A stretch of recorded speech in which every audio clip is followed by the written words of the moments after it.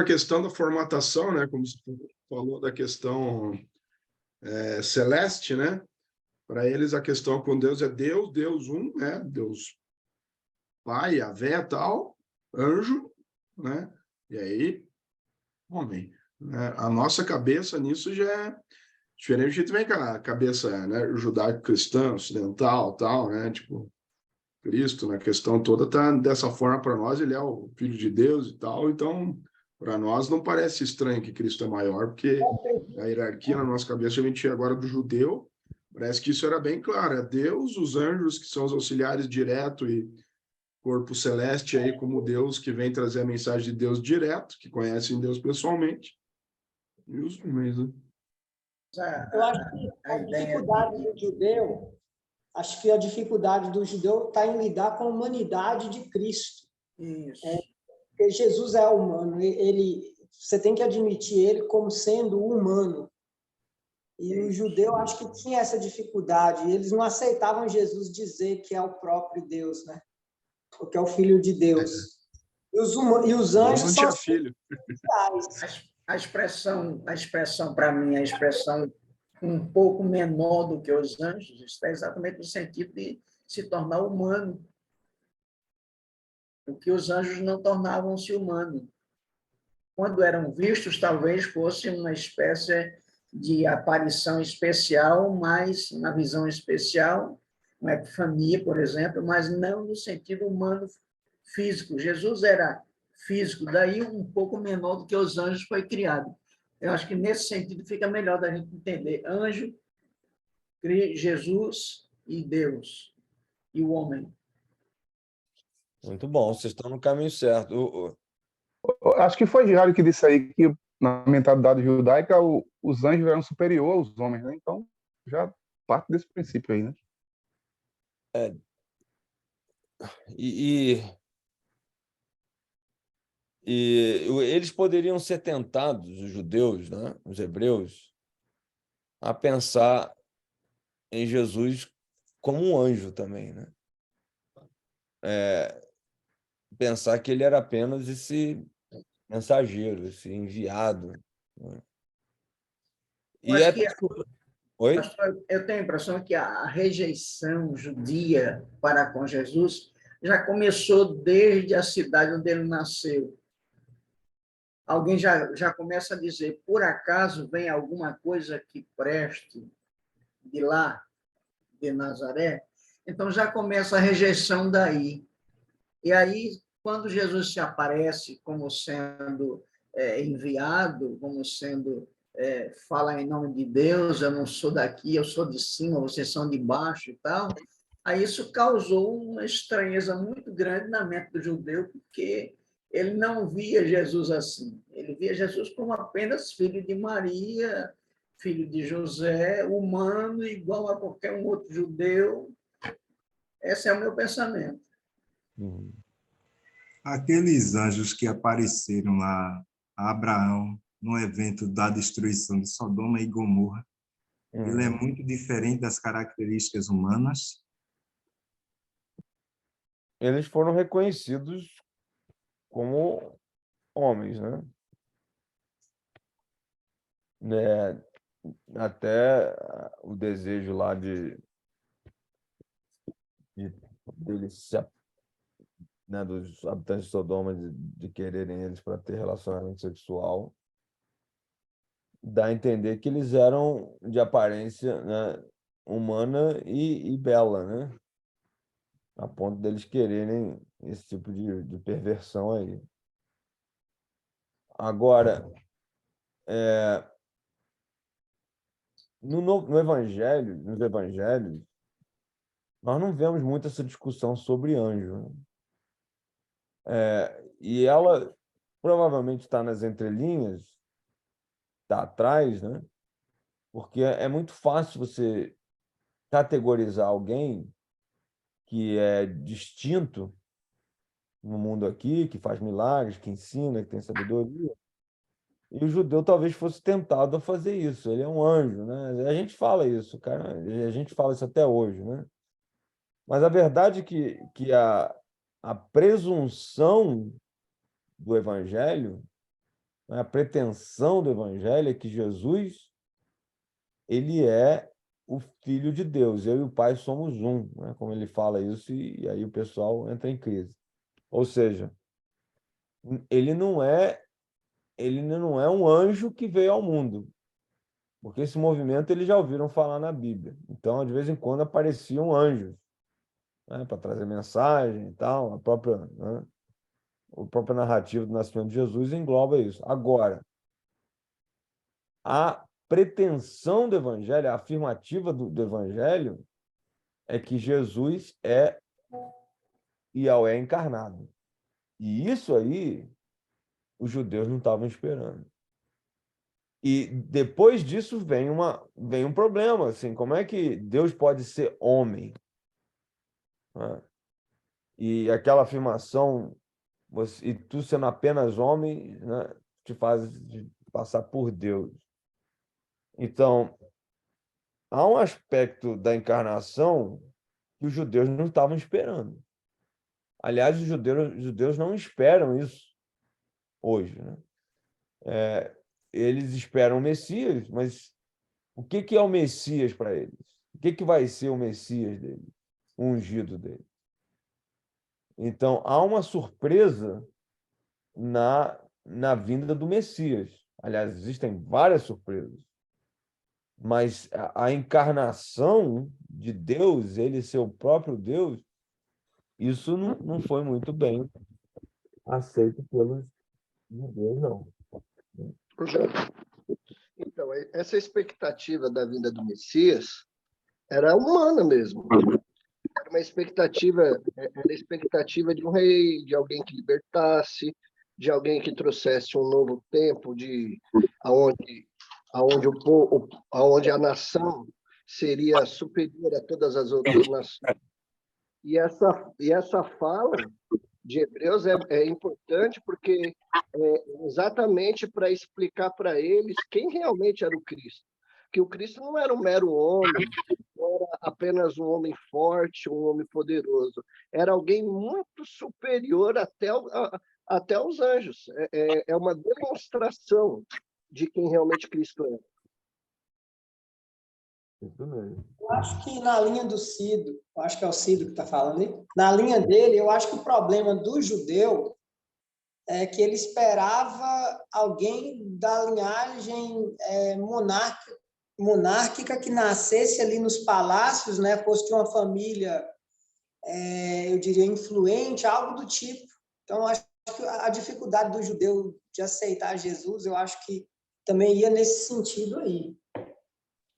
Até porque essa questão de linhagem, até dentro do próprio tabernáculo, com a liderança, já não era, né? Eles já não tinham essa liderança de descendência. Muito bem. Então, fico vendo, pastor, fico vendo assim, os próprios cristãos muitas vezes têm uma certa dificuldade até para lidar com isso. Agora, imagina o judeu, né? Porque a gente vê agora cristãos aqui, existe muito esse messianismo, né? Essa a espera por um Messias que vai libertar. No Brasil tem isso agora, né, também, né? O povo, né, colocando a confiança no homem. Agora imagina o judeu, né, com toda a carga, com a Torá, com toda a lei que eles tinham lá, né, que Deus ele não pode mostrar sua face, né, como quando com Moisés lá, que Deus diz assim: ninguém verá a minha face e continuará vivo. Né? Então, tudo isso, né? Eu acho que para eles era uma dificuldade imensa. É só Deus mesmo para aparecer, para vir e o Espírito Santo para convencer eles disso, porque não tem como, né? De outra forma, não existe. Exatamente. A dificuldade é imensa. Pastor Jário, um instantezinho. Os judeus esperavam um Messias nascido de uma mulher ou não? Sim, eles não têm problema com isso, não, me parece. Mas o Messias seria humano, né, Jair? Ele seria um filho de Davi, um descendente. É a profecia de Isaías, né? A virgem conceberá, que você está falando aí? Isso. a palavra virgem é até bem discutida, porque não aponta em Isaías para ser realmente uma virgem, mas uma menina jovem, né? Então, esse debate é bem ativo, né? Sobre a questão dessa afirmação da virgindade de Maria. Porque, obviamente, que ela era virgem, até por ser nova, e ela diz que não conhece homem, mas em Isaías não havia essa... A ideia é de uma menina nova e, obviamente, não tocada, mas não tem essa conexão tão Direto. objetiva com virgindade, né? E a virgem conceberá e tal, mas seria mais uma jovem conceberá, ao que parece, né? E, obviamente, que a gente tem certas heranças aí também, até do próprio catolicismo, que enfatiza demais, né? A virgindade de Maria, não só anteriormente, mas subsequentemente ao nascimento de Jesus, né? Essa é a teologia católica fortíssima, né? Que Maria continuou virgem depois do nascimento e Jesus nasceu de uma cesárea por um anjo e tal, né? Isso é doutrina católica, né? Sei. Isso não é conversa fiada, não, porque Maria tinha que manter a virgindade. Agora, e obviamente que não é isso, né? Não tem esse... No versículo 6, ele fala da primogenitura de Jesus, né? E o primogênito é uma coisa, é uma palavra interessante, porque normalmente dá a ideia de que vai ter outros, né? Então, Jesus, no sentido de ser primogênito, não quer dá a ideia de que ele não é o único, ele vem primeiro, ele é o herdeiro. E aí nós vimos atrás, né? Ou viemos atrás. E essa teologia é bem paulina também, né, Ricardo? Assim, ele é o primeiro porque nós somos os outros. E aqui a gente tem uma outra teologia, né, que a gente não explora muito, mas e acho que aqui em Hebreus é hora de falar isso, porque parece que a humanidade, né, o homem, para Deus, ele tem um lugar especial dentro do seu próprio seio familiar, né? Deus realmente ele quer o homem para ser parte dessa família, né? Dessa família divina até, né? Então, nós vemos essas indicações o tempo todo na Bíblia, né? A última carta de Apocalipse fala isso. Se você abrir a porta, eu entrarei. Você vai sentar comigo no meu trono, assim como sentei no trono do meu Pai. Existe uma proposta para nós sermos inseridos na família de Deus. E Jesus é o primeiro, e nós também somos filhos. E o judeu não vai se escandalizar se eu chegar para ele e falar, eu sou filho de Deus. Mas aí eu fico pensando, será que ele não deveria também, né, se escandalizar porque eu estou falando que eu sou filho e tem divindade? E essa questão do Espírito Santo está em mim, o Espírito de Deus está em mim, são prerrogativas fortíssimas, né? Que a gente, como cristão, a gente fala e fala para lá e para colar, fala meio de boca murcha, né? Assim, a gente não dá a ênfase toda, mas a filiação nossa em Cristo, ela é uma teologia absurda, né? E a gente nem para pensar nisso. Então, o fato de Jesus ser filho, né, que também nos proporciona a nós sermos filhos, né? Romanos capítulo 8, nós somos herdeiros em Cristo, co-herdeiros com ele, né? Ela em si também é absurda para o judeu. Gálatas 4 também vai falar. Romanos 4. Gálatas 4. Gálatas 4. E Sim. Romanos 8. Né? Romanos 8. Pastor Jair, o senhor fala, tem amparo em João 14? João 14. Sim. Ricardo. A gente tem o paralelo direto aqui com Colossenses 1,18, né? Que ele é a cabeça do corpo da igreja, ele é o princípio, o primogênito entre os mortos, para em todas as coisas ter primazia e por aí vai, né? A explicação, quer dizer, aqui tem o protótipos também, é exatamente o mesmo conceito, é um conceito extremamente profundo, né? Como se Jesus fosse o irmão mais velho, cabeça e que guia, né? Toda uma família menor aí, parece que nesse sentido, o aspecto do reino de Deus é um negócio familiar, né? Uma grande família que trabalha e tem comunhão junto e tem entendimento junto e tal, né? E parece que tudo depende, né? A questão dessa ação desse irmão mais velho, que é o primeiro, que é o que faz as coisas, que dá a visão, né? Então, só é uma, compartilhar isso, né? Tem um paralelo direto com Paulo aqui, né? Daí ele está sobre todo nome, né? Está acima de todo nome, né? é uma família divina, Ricardo? Família de deuses? Jesus disse, sois deuses, né? Vai ser, de certa forma, né? Eu creio, né? Está trabalhando para ser. É Considerando... porque isso. Diga, pastor. Deixa eu só comentar, Bruno, eu já te passo aí para responder a pergunta do pastor Jair, porque tem uma questão que ele diz aqui, o primogênito entre os mortos para ter a primazia, quer dizer, vai ter ainda uma restauração, uma transformação, um estado que a gente vai chegar, né, de eternidade. E aí acho que a coisa muda, né? Acho que aí você teria condições de sentar na mesa de Deus definitivamente, né? É porque a gente tem medo de falar, né? Eu te cutuquei porque eu sabia que você ia dar uma engasgadinha, mas conhecendo o Novo Não Testamento, é fácil. a proposta não é essa, né? Nós não somos Uhum. parte de uma família divina.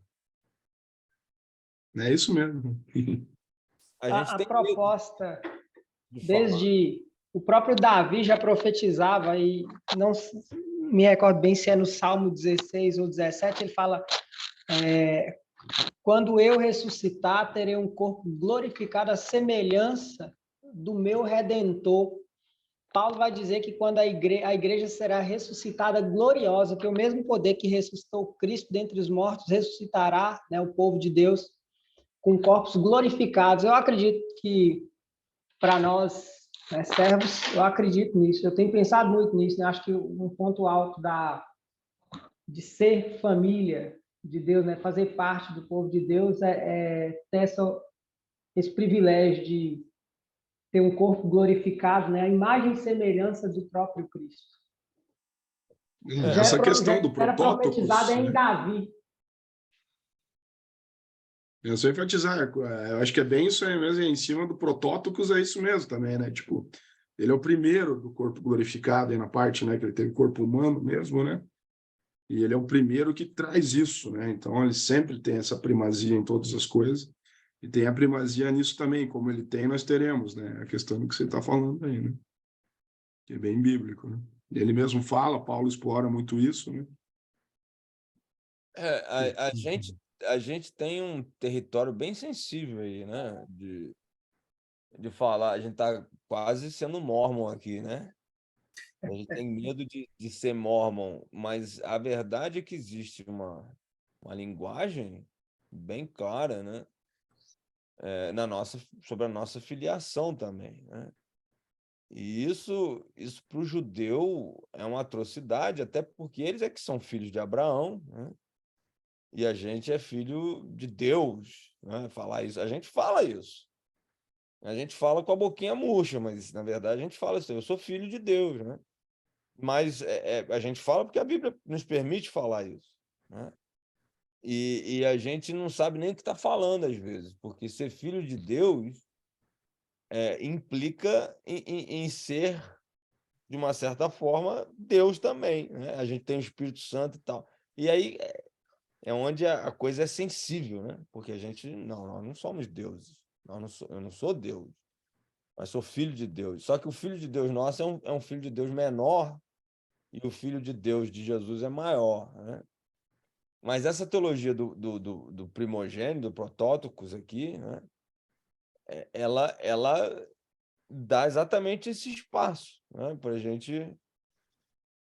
Ou a gente está elevando muito a questão da divindade a ponto de ser algo que não é acessível para nós, ou a gente não está, né, meio que entendendo direito essa proposta da Bíblia de sermos parte dessa família e de Deus de alguma forma. É um negócio difícil, é uma teologia difícil, né?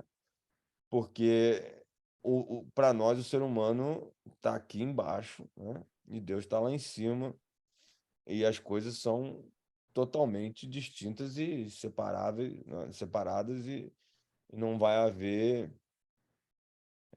possibilidade desse tipo de nivelamento. Só que nós temos vários textos. Jesus, por exemplo, fala em João 14 de novo, na casa de meu pai há muitas moradas, né? Então, ele está falando da casa dele, né? Pô, lá em casa é gigante, tem muito quarto, vocês vão lá, vocês vão ficar na minha casa, né? Vocês são família. E é isso que ele está dizendo em João 14. Nós vamos ser parte do núcleo familiar de Jesus, de Deus, do Pai nos céus, né? Então, quem não está preparado para isso, é bom começar a se preparar. Se a questão de ser divino ou não divino importa, eu não sei, mas que nós vamos ser família de Deus mesmo, né? Do núcleo familiar de Deus, isso eu não tenho dúvida, né? Pelo menos para aqueles que são filhos mesmo, né? Isso aí é outro assunto. Mas é uma teologia... Oi? É salientar até com a palavra, com a raiz do protótocos ali, que a gente vê do proto, né, de dizer que é o primeiro, né, tal.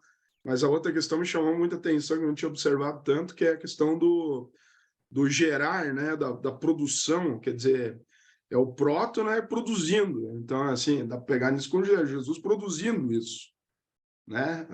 A humanidade está ali, mas ele está produzindo essa família, mas que ele está alinhando a coisa, ele está fazendo a coisa acontecer, ele está dando a condição, né, dos irmãos estarem lá, sentarem à mesa. E isso é sensacional, né? Porque não é só o trabalho com a humanidade, mas é o trabalho com toda a criação, com toda a questão de Deus, né? Então, vem por ele, né? É ele que está fazendo. Mas isso é no sentido corpo espiritual, né? Família no sentido corpo espiritual. Como é que é? Isso aí é no sentido família, composição de família, como seres espirituais semelhantes a Cristo, ou de forma corporal, como a gente conhece aqui, porém sem nenhuma lembrança desse estado humano que a gente tem. Fala, Ricardo, você quer responder?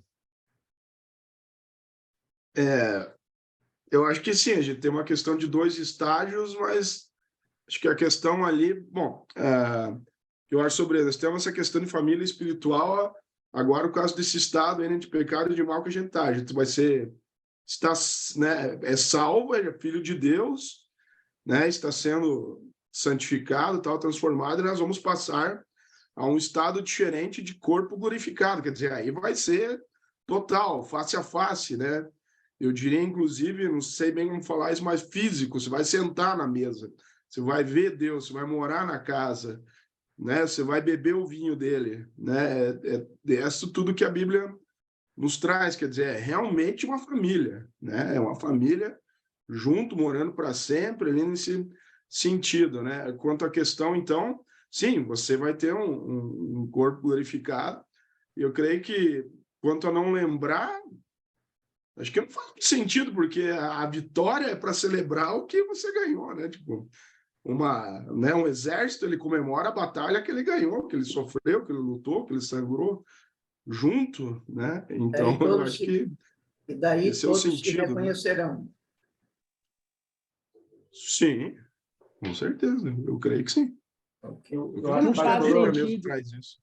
traçar uma teologia que a gente esquecerá, né, de quem fomos, né, a luta que passamos aqui para ser fiéis ao Evangelho, não faz muito sentido. Eu acredito que não seremos obliterados, né, dos nossos pensamentos, de quem nós fomos, mas uma coisa é certa, o que a Bíblia promete é que haverá compreensão, né, quase que como que uma compreensão em 3D de tudo que aconteceu, o porquê das coisas, né? Nesse sentido, a gente haverá essa compreensão, mas não o esquecimento, porque imagina se você ir para a eternidade, se encontrar com Deus, né, sem poder comemorar que você teve essa certeza que enquanto em vida. Eu acho que não tem muito sentido. Toda a preparação não faria sentido, né? Para que preparar, né?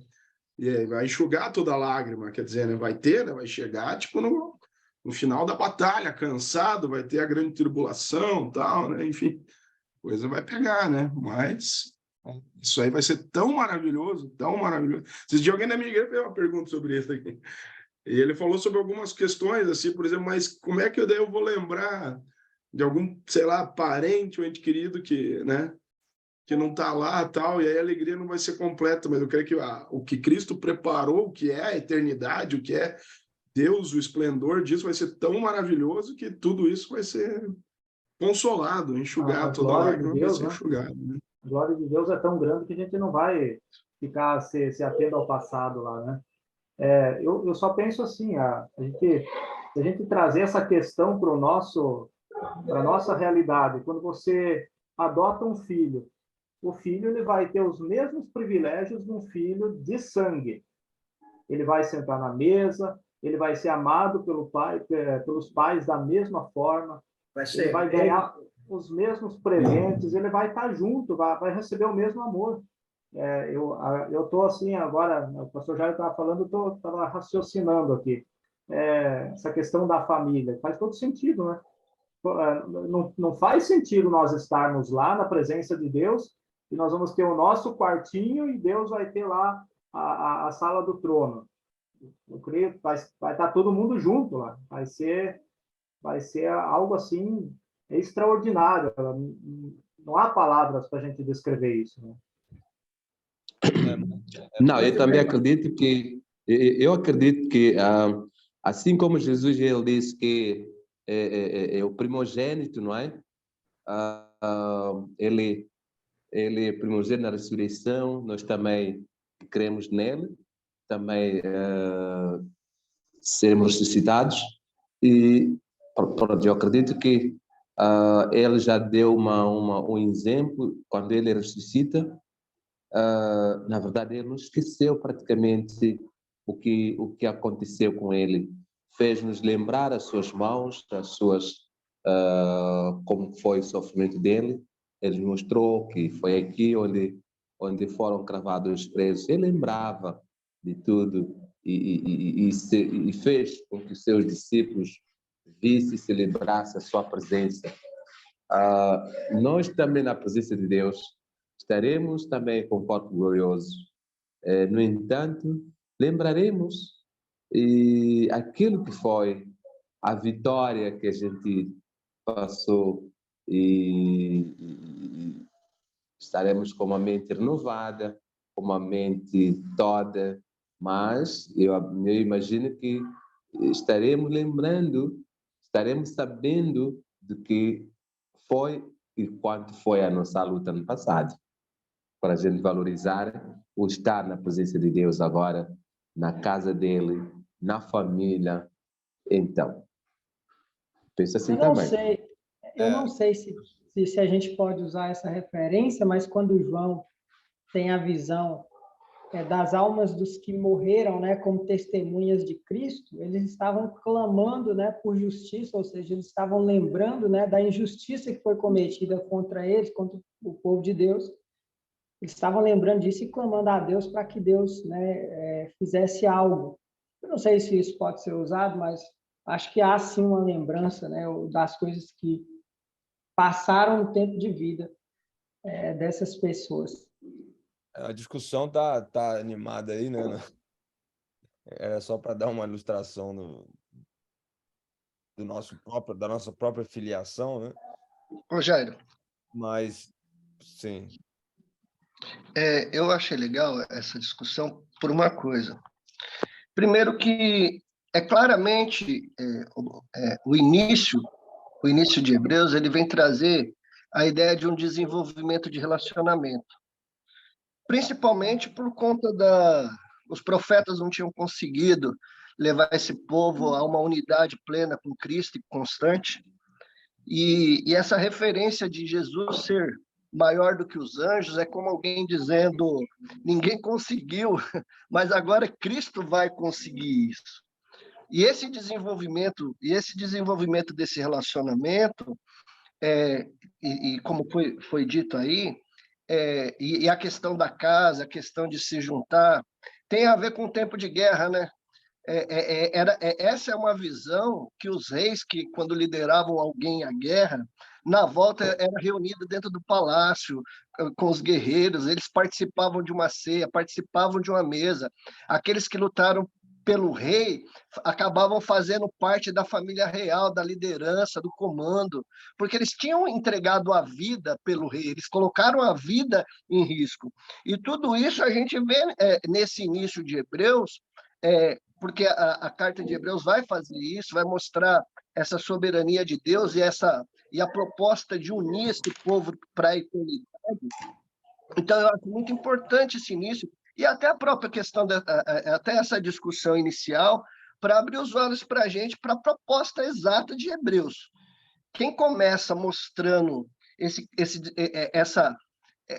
esse poder que existe em Jesus Cristo de fazer algo que ninguém nunca pôde fazer, é saciar a esperança das pessoas, é trazer sobriedade para que eles saibam que não vai vir deles, né? A salvação não vai vir deles, mas vai vir desse próprio Cristo, e que ele é maior do que os anjos. Muito bem. Eu vou mostrar um gráfico. O Jamildo quer falar. Pode falar também, Jamildo.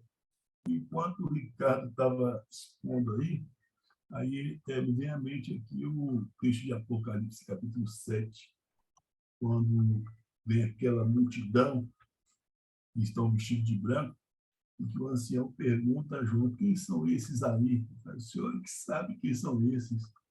Aí ele responde: esses são os que vêm da grande tribulação, que lavaram suas vestes e alvejaram no sangue do Cordeiro. Por isso estão diante do trono de Deus e o adorarão de dia e de noite no seu santuário. E aquele que está sentado no trono estenderá sobre eles o tabernáculo, ou seja, vai estender a casa sobre ele. Jamais terão fome, nunca mais terão sede, não cairá sobre eles o sol, nem qualquer outro calor forte, pois o Cordeiro estará no meio do trono e apacentará e guiará para as muitas fontes de água da vida, e Deus lhes enxugará os olhos de toda lágrima. Quer dizer, é como o Paulo mesmo ele se refere assim, coisas que os olhos não viram, ouvido nem não ouviu, e nem chegou ao coração humano aquilo que Deus tem preparado. Aí a gente mexe no que é o propósito. Qual é o propósito eterno de Deus? Uma grande, uma imensa família, e Cristo, o primogênito entre esses muitos. Tudo isso aí, né? Hebreus vai descortinando isso por meio dos símbolos mesmo deles que eles já tinham, que é pautado na lei, e ele vai descortinando isso e mostrando a primazia de Cristo o tempo todo, né? E a gente, às vezes, o que acontece conosco, com todos nós, é que a gente fica conjecturando de acordo com aquilo que nós vimos, né? As pessoas costumam fazer aquelas perguntas assim: e na eternidade? A pessoa que se casou 2 vezes, ficou viúva e casou, tal, lá vai ser marido de quem? Daqui morreu primeiro, daqui... Né? Aí, essas coisinhas são miúdas comparadas ao que está preparado, né?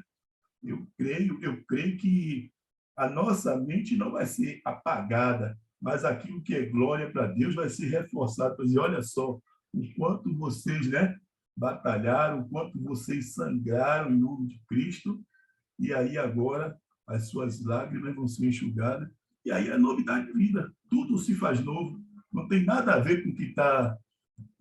a gente não tem como fazer um paralelo do que a gente vive aqui com o que já está preparado. O próprio Paulo fala assim: fui lá no terceiro céu e vi coisas que eu não consigo falar, coisas inefáveis, coisas que a gente não consegue explicar. Então, quando a gente tenta minimizar ou conjecturar e até mesmo alegorizar com o que a gente vê aqui, a gente torna muito pequena a mensagem do Evangelho, porque, na verdade, a mensagem do Evangelho é tão gigantesca, né, que não cabe nas nossas palavras. Isso é fantástico. Hoje eu acordei 5 da madruga e li Hebreus todinho. Vou ler agora nessa expectativa de que Lucas que escreveu. Rapaz, a gente começa a ver coisas que a gente, por causa daquela nossa dogmática e sistemática, a gente não enxerga, a gente simplesmente replica o que alguém escreveu. A gente se abstém de entrar no livro e pesquisar a fundo, né? Sem que a gente fique na cerquinha de A, de B, de reformado, de pentecostal. Não, tem muita coisa, meu irmão. É muita riqueza. É inefável. Vamos lá. É isso aí, meu irmão. Mas eu compreendo que a nossa mente hoje aqui, ela é uma mente baseada no critério humano. A linguagem é humana, a visão mental é humana. Quando a gente chegar ao trono de Deus, nós teremos uma outra mente, teremos uma outra palavra para a questão lembrança. Não haverá essa lembrança, como a gente pensa lembrança aqui no vocabulário humano. Para mim, será tudo diferente, não haverá nenhum transtorno, não haverá nada que possa causar qualquer desarmonia, qualquer tristeza. Eu acho que tudo será diferente, porque teremos uma mente diferente da mente que nós temos aqui como humanos. Muito bom, vocês estão animados, assim, estou gostando de ver, Jamildo. Bacana que você leu Hebreus, tudo isso aí é fantástico, né? A questão de Lucas. E esse assunto acho que mexe com a gente, porque nós temos anseios, né? A gente pensa no futuro, na eternidade, como vai ser, e a gente quer Jesus, a gente quer Deus. E de uma maneira simples, né?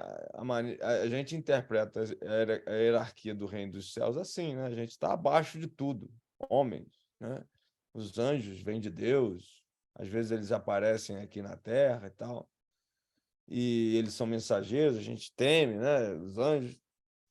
Mas a verdade é que na teologia paulina, né, e em Hebreus aqui, essa questão do filho, né?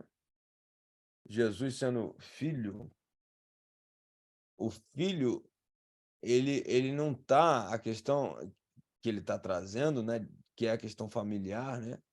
O filho, ele pertence ao núcleo, né, da família de Yahweh. E nós, se nós somos feitos filhos, essa que é a questão que a gente trouxe aqui, que não está diretamente no texto, né, mas no protótipo, se nós somos filhos, nós também vamos estar nisso aqui, né? Ou que seja assim, mas a verdade é que nós vamos estar dentro de um núcleo familiar, não tem como, né? A expressão filho quer dizer isso. E às vezes a gente não se depara, né, com a grandeza daquilo que está sendo proposto na Bíblia, né? A gente cria uma teologia simples, né, de salvação, acha que a gente está aqui só para ser salvo, né? Hoje, com a ressurgência do calvinismo, ainda piorou isso, né? Porque a gente acha que tudo é só se livrar da condenação eterna. E eu digo para vocês que isso já não é muito típico de filho, né? Porque os filhos, eles não estão interessados só em se livrar do inferno, eles estão interessados em voltar para o pai, né? Voltar para a família e tal. Então, a teologia familiar é muito forte, né, em Paulo, e aqui é isso que ele está dizendo. O filho não é menor do que ninguém, né? O filho, ele é parte do núcleo familiar. Eu te gerei, né? Qual dos anjos disse, você é meu filho, né? Hoje eu te gerei. Ele está citando o Salmo, né? Qual Salmo que é? Rapaz, esses óculos aqui não estão me ajudando hoje. Tem que arrumar um maior aqui na Bíblia, que eu não acho. Não consigo. Mas... Salmo 110. 110, né? Muito obrigado, Robson. E ele fala, e eu lhe serei pai e ele me será filho. Isso é família que ele está falando aqui, né? Então, na hierarquia, não tem como bater isso, né? E claro que para os hebreus isso é um problemaço, né? Para a teologia judaica isso é um problemaço, porque eles veem, né, o homem como como algo aqui embaixo, né? O modelo deles é que Hashem, né? O Deus está lá em cima, e nós, coitados, nós somos pessoas que precisam de um líder, de um Messias que vai nos levar até Deus para a gente, de alguma forma, alcançar uma iluminação, né? Numa trajetória interminável para chegar até Deus. Isso é fantástico no cristianismo, porque o que é proposto é que Jesus ele nos traz para a família, ele mesmo insere a gente nesse contexto e tipo assim, resolve, né? Porque vamos ser honestos, ser parte de um reino é uma coisa, ser salvo e ter dentro desse reino é uma coisa, mas ser parte da família é outra. E isso realmente, assim, não tem mais nada a se esperar do que isso, né? Ele na frente, eu não sei se alguém falou alguma coisa aí, mas mais na frente no capítulo, né?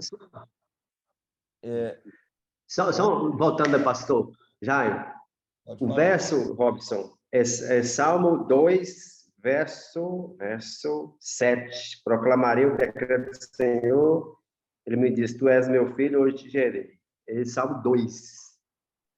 Muito bem. 110 também. São os dois?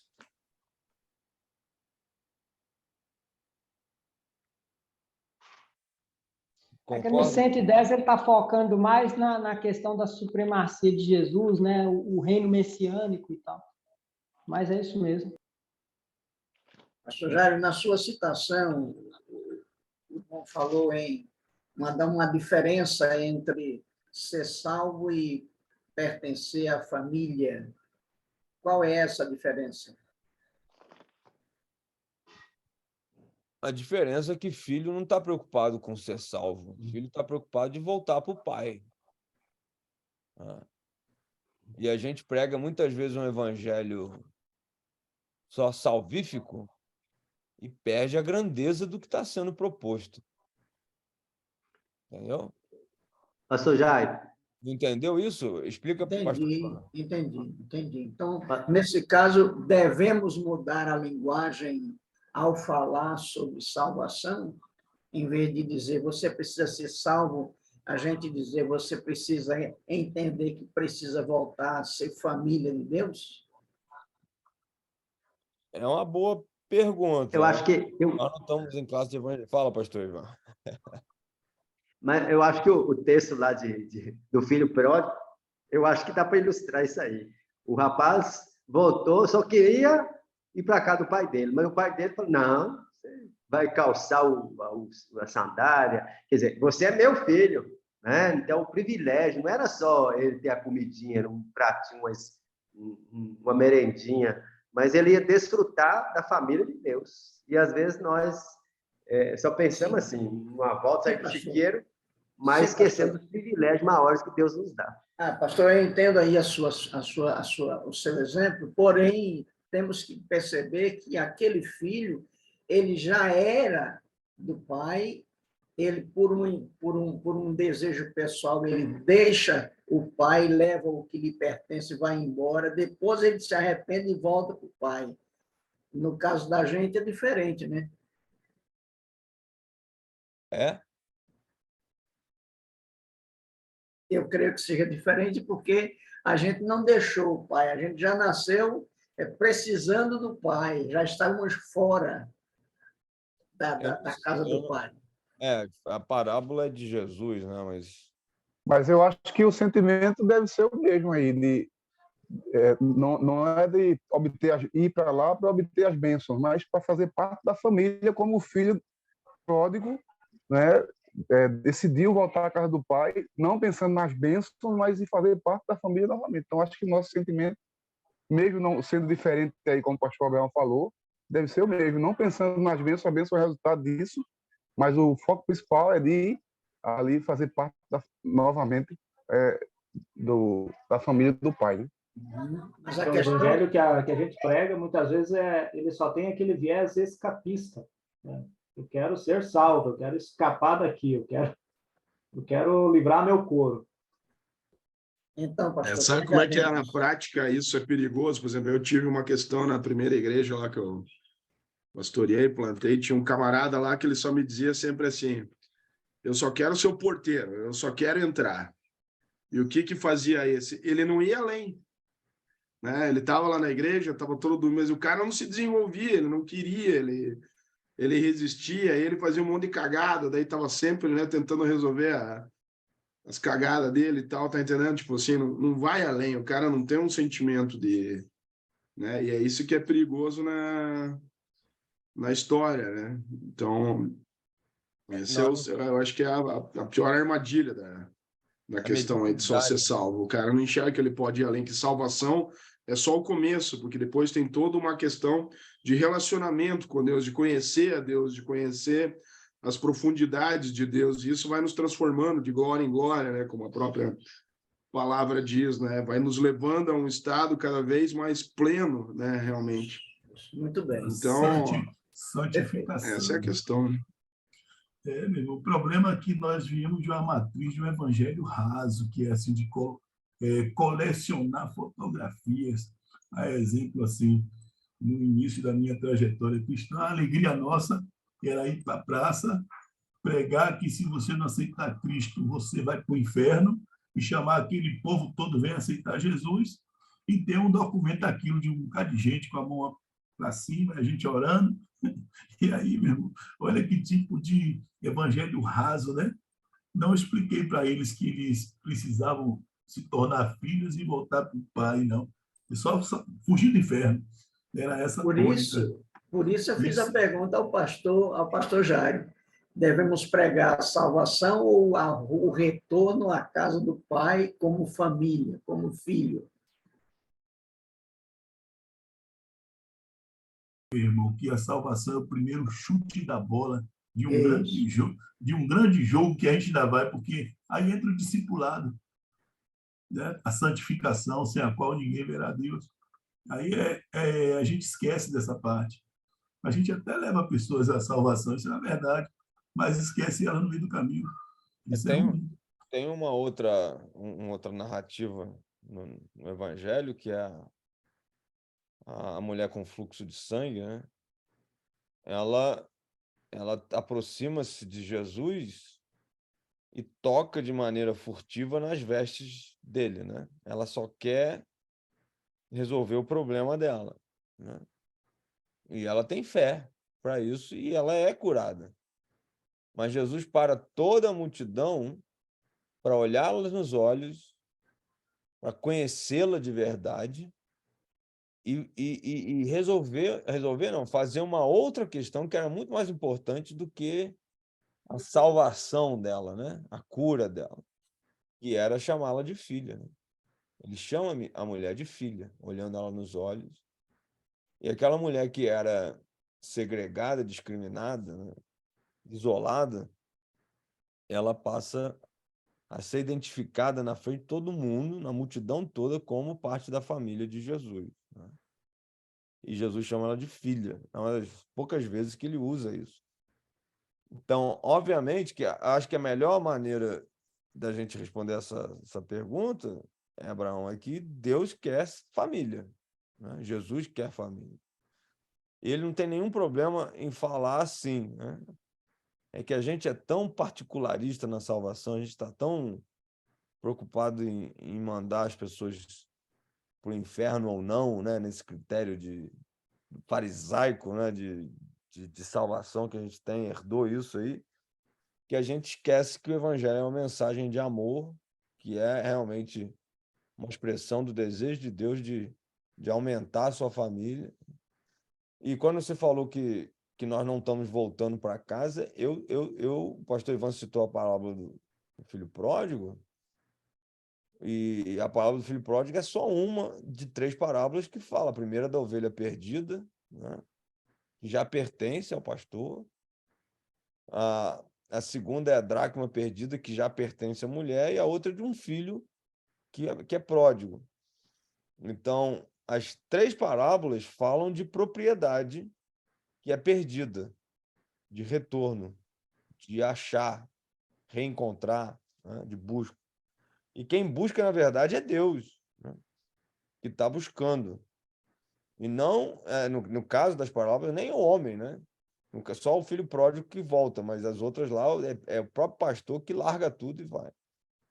Então, eu não sei se a gente está perdendo um ponto aí, sabe, Abraão? De dizer, a gente nasce e fala, né? A gente quer ser agustiniano aí, né? E dizer que nós não temos nada que ver com Deus. Eu não sei, eu acho que Deus, quando criou o homem, e o homem mesmo caindo, Deus ele está perseguindo o homem, de alguma forma, como sendo propriedade sua, né? Como sendo algo que pertence a ele.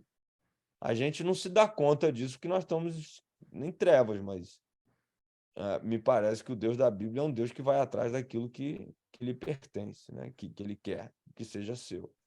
Então tem essa teologia também, né? O Deus que corre atrás, o Deus que quer. Então, por esse lado, não está nada errado em dizer. Deus ama, Deus quer o homem, Deus foi até a cruz, ele quer você como família, como seu filho, sua filha, né? Porque acho que isso é verdade teológica. No capítulo 1 ainda, né? Não sei se alguém está com a mão levantada, porque eu estou com a tela aberta, mas a gente, quer dizer, essa questão do filho a gente explorou bem, mas os anjos, eles são meio colocados no lugar também secundário, né, em relação aos homens, porque os anjos, no versículo 7, né, ele fala assim, ainda quanto aos anjos diz, aquele que a seus anjos faz ventos e a seus ministros labareda de fogo. Mas, a respeito do Filho, diz, o seu trono, a Deus, é para todo sempre, cetro de justiça e o cetro do seu reino. Então, ele, de uma certa forma, né, está colocando os anjos como ministros, como funcionários, né, vamos dizer assim, como servos, diáconos, né, que estão a serviço de Deus, e os homens, o filho aqui, na verdade, desculpa, ele está numa condição de rei, né? Ele senta no trono, né? E ele é o que tem o cetro, não é isso? Para governar. Então, por que ele tá tentando rebaixar os anjos? Não me parece que isso seria um objetivo idôneo. O que ele está tentando, o que ele está, na verdade, fazendo, colocando a importância do filho homem, Jesus, né? No seu devido lugar, né? Como aquele que tem o lugar central de governo, né? No reino. Então, quer a gente queira, quer não, né? Isso é o aspecto que a gente está discutindo, porque não está sendo falado aqui, mas a gente está inferindo isso. O Jesus ele eleva a humanidade, né? Porque, por ser homem, né? E ser filho de Deus, ele eleva a condição do homem, né? Para perto de Deus. Então, esse resgate, Abraão, a gente não fala muito, né? Há um resgate de condição do homem, né? Há uma posição elevada no cosmos nesse sentido. Ou seja, Deus ele quer o homem, ele vê o homem como algo extremamente valoroso em todo o universo. O homem não é uma segunda categoria, terceira categoria dentro do espectro cósmico, dentro dessa hierarquia, não. O lugar do homem que é filho, que é salvo por Jesus, ele é por causa de Jesus, por causa dessa exaltação de Cristo, por causa dessa ascensão, nós subimos com ele, né? Os pais da igreja eles têm muito essa teologia presente, né? E a própria questão do inferno, o que é o inferno, o que é a descida de Cristo e a subida de Cristo, Jesus quando sobe ele eleva os homens com ele e tal. tem muito a ver com essa estratigrafia, né, do reino, essa hierarquia do reino. E então,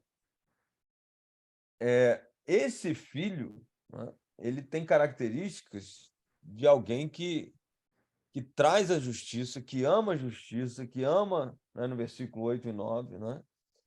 E ele quer realmente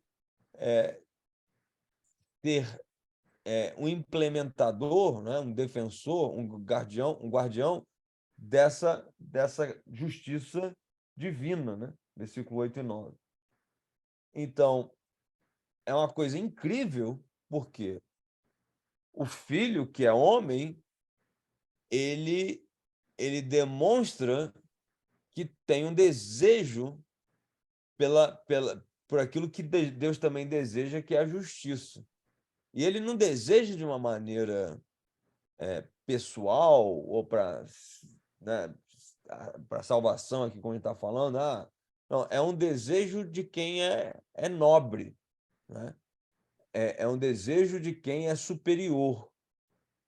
E o argumento dele é de que Jesus ele pertence a essa realeza, né? essa qualidade de quem pode ser rei, de quem pode governar, né? Porque isso era esperado de um rei, era esperado de alguém que sentasse no trono. Então, e a gente luta com isso até hoje, né? O Brasil está nessa guerra toda aí por causa disso, porque quem ocupa um lugar central tem que ser alguém que seja de justiça, seja de uma ética, uma moral, né, exemplar. Na verdade, que ame, né, essa perfeição, né, das coisas, essa plenitude das coisas mais do que tudo. Então, o argumento na segunda parte da narrativa aqui, do capítulo aqui, é que Jesus ele é elevado por causa do seu desejo pela justiça, por amar a justiça, por querer realmente as coisas no lugar. Gente, isso aqui é a imagem e semelhança de Deus.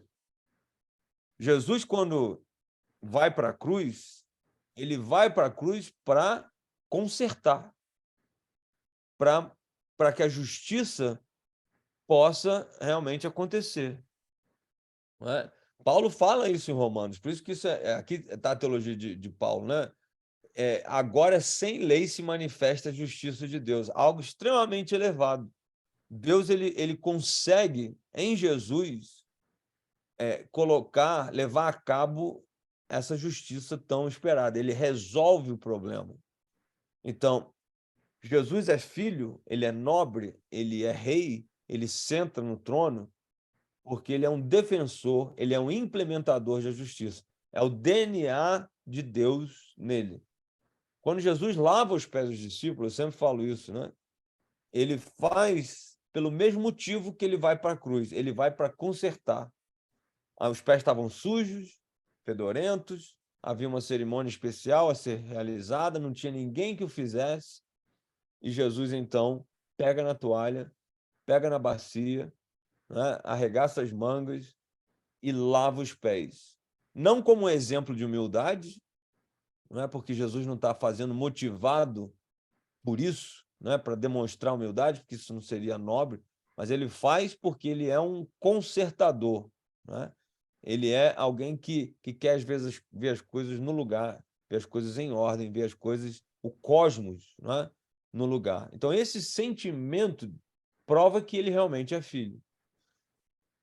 Saindo agora, de novo, né, da mesma forma, nós também, como filhos, como Cristo, somos amantes da justiça, né? Nós somos amantes desse conserto, dessa restauração.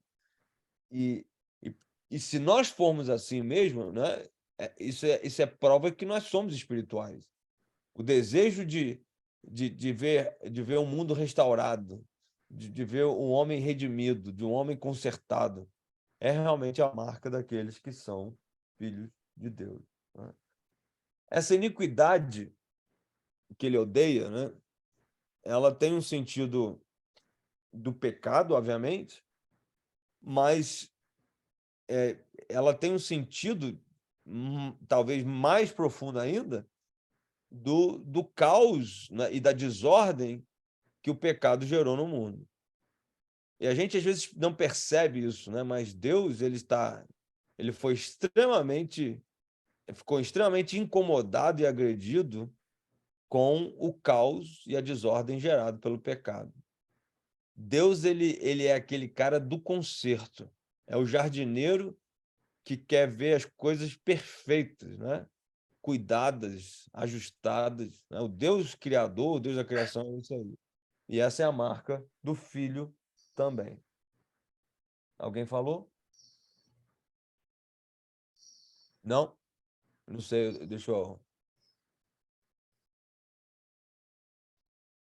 No terceiro lugar, né? O terceiro aspecto aqui, assim, no versículo 10, ele fala, no princípio lançaste os fundamentos da terra, né? E é exatamente esse aspecto, né, do Criador. E ele fala aqui no final, né? Mas qual dos anjos em algum momento diz, senta-te à minha direita, né? Então, nós temos 3 grupos aí, né? Nesse sermão aí que poderia ser do capítulo 1, né? A qual dos anjos disse você é meu filho? A qual dos anjos, né, ele falou, né, você tem nobreza para sentar no meu trono, você ama a justiça. A qual dos anjos, na verdade, Deus falou, vamos brigar junto. Você está na mesma briga que eu estou. Senta aqui na minha direita que a gente vai resolver essa parada. Deus tem uma guerra, Deus tem uma missão. E o filho, ele faz parte dessa missão. Ele se junta ao pai, né, na missão. E, Abraão, mais uma vez, né? Olha como é que é tudo muito acima, né? Eu gostei da palavra que o Luiz usou, né? Qual foi? Escapatologia, né? O que você usou aí, Luizinho? Você falou escapismo, né? Você falou de um escapismo. Não é isso, né? Escapismo. Isso, então. Qual é o sentido aqui? Senta-te à minha direita até que eu ponha os teus inimigos por estrado dos teus pés. O que ele está falando aqui? É uma causa, né? É uma ingressão, é um alistamento, né? Que o filho tem e essa unidade para a luta com Deus, né? Então, os anjos, eles não são parte desse comando central de Deus, né? Que lidera a luta do reino. Deus não se envolve com a luta de um anjo, né? O anjo não tem uma causa para ele lutar que Deus vai se associar. O anjo, ele é um ministro, pode ser até chamado de um soldado, poderia ser, mas ele não é central nesse comando e não é essencial no definir dessa causa, porque ele é apenas, né, uma parte desse processo, mas eles sim são secundários. Entenderam isso? Faz sentido essas 3 divisões aqui, Claudinei? Não sei se o Claudinei está querendo falar, estou vendo você. Pegaram aí os três momentos do texto? E o critério que divide seria são essas expressões, né? Pois a qual dos anjos, versículo 5, depois ele fala, eu dividiria o 10 com o versículo 13 central, e do 6, não, ao 7, 8 e 9, né? Ainda quanto aos anjos, mas a respeito do filho, ele dá. Então, 7, 8 e 9 seria o segundo ponto, 10, 11, 12, 13, 14, um terceiro ponto. Jesus, ele é filho, né? que tem como Deus Pai, seu Pai. Ele é um amante da justiça, ele é nobre, como o Pai é, né? Então, ele é ungido por causa disso, porque ele tem nobreza, né? A nobreza do Pai, de amar a justiça, e por isso ele governa. E o terceiro ponto é que ele faz parte do comando central, né? Sentar à direita, e o Pai e ele estão na mesma luta, têm os mesmos inimigos e tal. Um texto interessante para ilustrar isso, né, é quando Davi peca e o texto fala, né, o profeta vai falar para Davi, e é engraçado porque o que Davi faz afeta a causa de Deus. Ele fala, por causa disso, os meus inimigos estão celebrando, estão me ridicularizando, né? E é vice-versa. Deus era tão próximo de Davi que a queda de Davi fez Deus cair também, né? Temporariamente, mas foi. Deus sofreu o embate da derrota do pecado de Davi, né? E ele fala isso. Então, e a coisa é tão associada que a própria derrota de Davi, ela implica num problema para Deus. E ele fala, por causa disso, os meus inimigos, né? Ou seja, Deus se associa realmente com Davi, como se associa com Jesus. Aliás, por causa do pecado de Davi, Jesus vai morrer, né? O texto é bem bacana nesse sentido, porque Davi precisa de redenção, e é Jesus que vai dar essa redenção para ele, para que Deus possa, então, brigar com os inimigos, né? E lutar e vencer com eles, vencer porque Jesus vence, e ele dá, ao contrário do que Davi deu, né, motivo para derrota, Jesus dá motivo para vitória, né, na cruz. Mas essa associação, ela é profunda, ela é indissolúvel. Se Davi peca, cai, Deus ele está perdendo. Se Davi ganha, né, com seu filho Jesus na cruz, então Deus está ganhando. Então eles estão associados no bom, no mal, no dia mau e no dia bom. Há uma luta realmente que está sendo travada de Deus e os seus filhos contra os inimigos de Deus e os seus filhos, né? Esse é um aspecto que Lucas está trazendo aqui, né? E é bem interessante. Comentários. Alguém escreveu aqui? Não. Vocês lembram do texto de Davi, não? Pastor Jairo, o verso 14 aí, né, fecha bem aí em Hebreus 1:14, não são porventura todos os espíritos ministradores enviados para servir a favor dos que são herdeiros da salvação?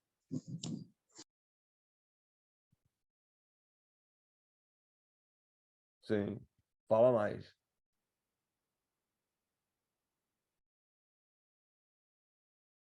Pode falar mais. O que você quer dizer com isso? Faz a exegese aí.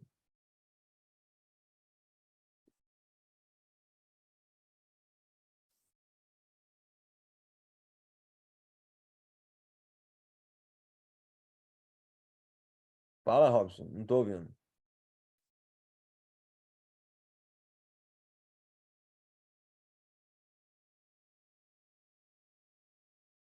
Oi? Robson caiu, acho.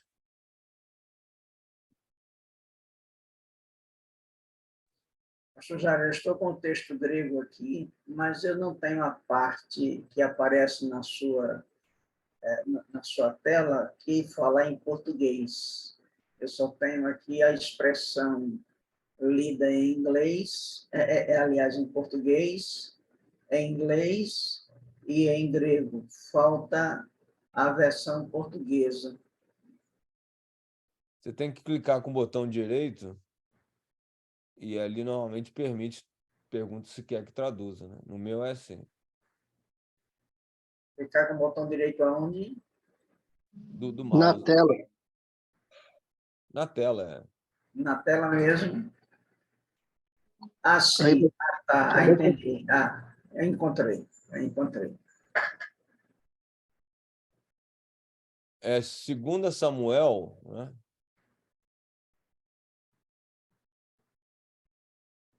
Deixa eu botar aqui para vocês verem.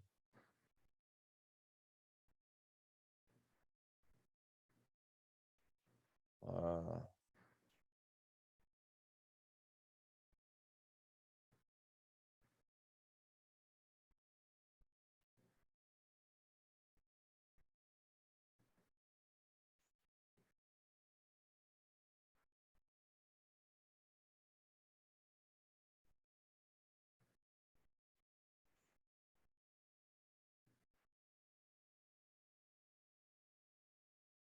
Quando Natan fala com Davi, né?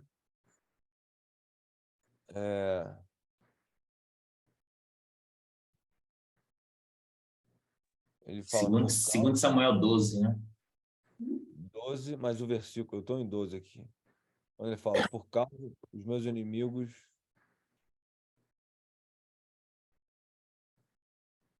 Pode ser em Crônicas também. Procura para mim aí, Claudinei. Que horas são, gente? Eu estou aqui. Já são 9? Não, faltam 10. São 11h53. Tá. Vamos fazer um gregozinho. Se achar aí, Claudinei, pode mostrar para a gente. Quando ele fala, por causa disso, meus inimigos, pode ser que seja Crônicas.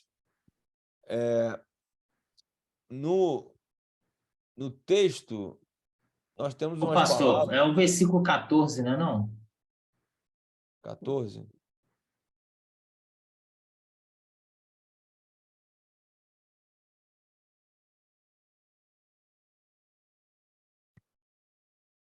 Ou não é esse ainda? Não, fala os meus inimigos. Deus fala, por causa disso, os meus inimigos. Ah, deixa eu olhar aqui, então. Lá em Hebreus, vamos no texto no grego, a gente tem muita coisa aqui para destrinchar. Rogério, os inimigos falam mal de mim? Isso. Salmo 41:5. Não, mas tem na narrativa mesmo do pecado dele com Betseba, né? Os meus inimigos falam mal de mim, dizendo, quando morrerá ele e perecerá o seu? Esse? Não, essa ideia, que foi bom até você dar esse exemplo, porque Davi fala isso nos Salmos, né? Há esse trocadilho dos inimigos de Deus com ele, né? Então, Davi, ele tipifica muito bem isso aqui, né? Os inimigos de Davi são os inimigos de Deus e vice-versa, né? Eles andam juntos nisso aí. Mas quando ele peca com Betseba, Deus fala isso para ele. Por causa disso, os teus inimigos. O Claudinei está procurando, depois eu acho também. Vamos de novo. Aqui no 7, esse versículo é um pouco confuso, né? Alguém tem uma proposta sobre essa questão dos anjos serem... Né? A minha Bíblia traduz: aquele que a seus anjos faz ventos. É ventos mesmo? Ou seriam espíritos? Porque no 14 ele fala sobre isso, né? O Robson apontou, né? Aqui, ó. Eles são ministros, espíritos ministradores, pneumata, para serem... Agora, no 7, a palavra pneumata é traduzida como ventos. Não está meio incongruente isso? O que vocês acham? Pneumata é vento ou é espírito? No grego... Na minha versão aqui, Jairo, está assim, ó. Então, o que são os anjos? Todos eles são espíritos que servem a Deus, os quais ele envia para ajudar os que vão receber a salvação. Você está lendo o 14 e o 7. Porque o 7, a minha fala, é um versículo confuso aqui, né? E ainda quanto aos anjos diz, a minha diz assim, aquele que a seus anjos faz ventos e a seus ministros labareda de fogo. Na minha versão está escrito assim, Fala a assim, respeito dos anjos, Deus disse, Deus faz com que os seus anjos se tornem ventos e os seus servidores chama de fogo. aqui diz assim, e quanto aos anjos diz, faz dos seus anjos espíritos. Tem uma versão aqui que fala que é espírito.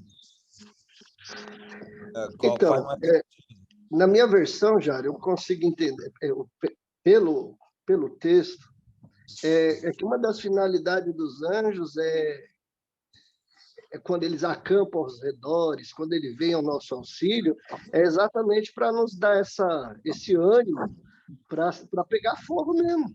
É o que o texto está dizendo, que a função dos anjos, eles são enviados para que a gente pegue fogo. Olha o Penteca falando aí, ó. Fogo? Tá aqui, ó. Então, o Piros, né? O pastor Ivan leu aqui. O que são anjos, gente? O que são anjos? E a Bíblia, ela não nos dá muito conhecimento a respeito de anjos, né? Esse é um fato que eu confesso que em algum momento da minha vida jovem me frustrava um pouco, né? Naquela época de Rebecca Brown, que todo mundo lia Rebecca Brown. Aí você queria entender mais do mundo espiritual, né? E a verdade é que a Bíblia não é um manual nem de anjos nem de demônios, né? Nós sabemos muito pouco da Bíblia a respeito de anjos e demônios. E aqui nós estamos diante de um texto que talvez em toda a Bíblia seja um dos mais instrutivos a respeito que são anjos, né? Não é verdade? E a palavra que é associada aqui, ó, diante da tela, é exatamente essa pneumata, que me parece que a versão do Robson tem mais sentido, né? Oi? Nessa versão aqui, ele usa espírito no verso, nos dois versos. E ele usa a palavra também leiturgos aqui, ó. Leiturgos, que não é diáconoi, né? Mas é um funcionário, ó. A palavra até que eu tinha usado, ó. Funcionário, e aqui do sacerdote livre são ajudantes, né? Então, para trabalho. E isso é muito interessante porque os anjos, eles proporcionam Deus fazer a sua obra, né? Enviar a mensagem que ele precisa e tal. Uma das coisas que a gente acaba perdendo na nossa teologia é que Deus, a própria soberania de Deus, a onisciência, a onipresença, né, que a gente fala tanto, de Deus como atributos, ela tem muito a ver com o trabalho dos anjos, né? Os anjos, eles estão trabalhando para Deus, né? Então, Deus, ele pode estar em qualquer lugar, mas, na verdade, ele manda os anjos na maioria das vezes, em vez dele mesmo estar, né? Então, tem um aspecto dos anjos que eles são praticamente a extensão dessa atuação divina. Então, por isso a palavra leitorgos, né, que eles são assessores, são ajudantes, eles trabalham... Ô, Luizinho, muito obrigado pelo seu trabalho, viu? Obrigado pelo socorro que você me deu sábado lá na quadra. Lá. Está aberto o microfone aí, Alexandre, não sei. Fechei, José Francisco. Então, o objetivo dos anjos, né, é de assessoria mesmo. Então, eles estão muito próximos de Deus, né, no sentido do governo e da atuação. Mas, na verdade, voltando a esse gráfico aqui, essa tabela aqui, essa imagem, os anjos, eles não representam esse núcleo familiar, mas eles representam a estrutura de trabalho de Deus, a estrutura hierárquica de Deus. E só para botar uma lenhazinha na fogueira aí, muitas vezes, né, a gente quer fazer o reino de Deus pela estrutura política, né, ou a questão da autoridade, né, o poder que a gente pode ter dentro da igreja ou dentro de uma reunião de convenção, associação. A gente está almejando, né, o cargo, né, que atrela a autoridade e tal, e a gente não percebe que esse canal é um canal de trabalho que tem muito a ver com o lado dos anjos, né, de labor, né, de labuta, de serviço, desse aspecto que não é o aspecto familiar, né? Então, os filhos, eles exercem autoridade pura e simplesmente porque são filhos. Eles não têm uma necessidade de uma autoridade do cargo, né? Exatamente porque eles são filhos. E tantas vezes a gente, dentro do reino de Deus, almeja a autoridade do cargo para poder ter esse reconhecimento, né? E quando, na verdade, deveria vir da nossa própria filiação. Então, esse argumento é o que ele está usando aqui, né? Quando você é um assessor, você é um empregado, você é um servo. E por isso, Jesus fala, né? Acho que alguém falou de João 14, aí já não nos chamamos mais servos, mas de amigos, né? E a razão é essa, né? Porque em algum momento nós somos inseridos e deixamos de ser funcionários. Então, cuidado com a tentação de sermos um funcionário de alto escalão, né? Você continua sendo um funcionário, apesar de estar, né, no escalão lá em cima. O grande desafio para nós é sermos filhos, né? Então, é isso que ele está usando aqui, né? Eles são assessores, eles são funcionários e não são filhos, né? No versículo 8, deixa eu voltar aqui a tela do grego. Se alguém quiser falar alguma coisa, é só levantar a mão, tá? A gente está avançando só no grego para poder. A primeira ocorrência bíblica sobre anjos, né, lá em Gênesis, ali no ato da expulsão do homem, ali demonstra bem o anjo como esse funcionário, né, que trabalha, né, para o que Deus quer realizar. Falando sobre essa questão, até porque uma ocorrência assim, mais clara fala sobre querubins e até dar nomes, né, querubins. E ali a gente vê o anjo como com a espada inflamada guardando o caminho da árvore da vida.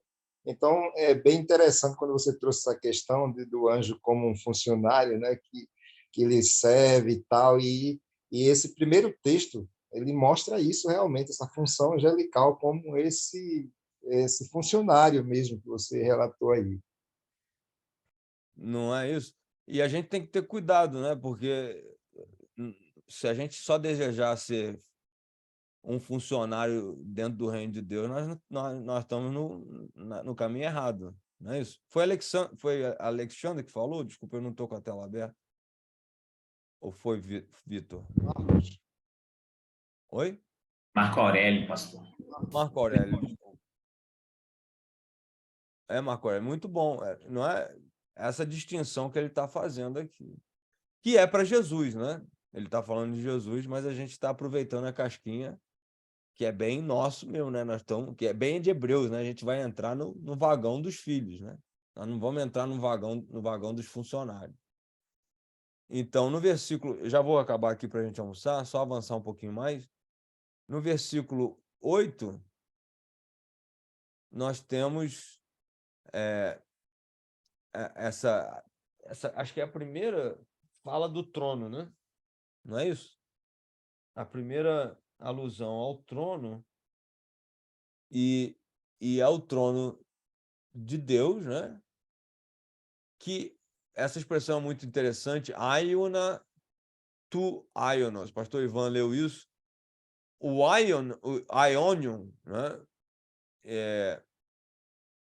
Voltando do almoço, eu vou mostrar para você. Já passou a hora, desculpa, gente. Mas o aionion, ele é um conceito que é traduzido como eternidade. A minha Bíblia fala que para todos sempre, mas ele é, na verdade, relacionado a um ciclo, a idade, né? Uma era, na verdade, delimitada, né? Eras e eras. E esse conceito que a gente traduz eternidade, muitas vezes, o próprio João 3,16, vida eterna, né? É a vida no aionion, né?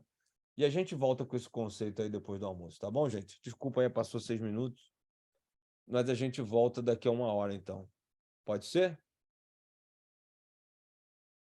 Claudinei? Pode ser sim, tranquilo.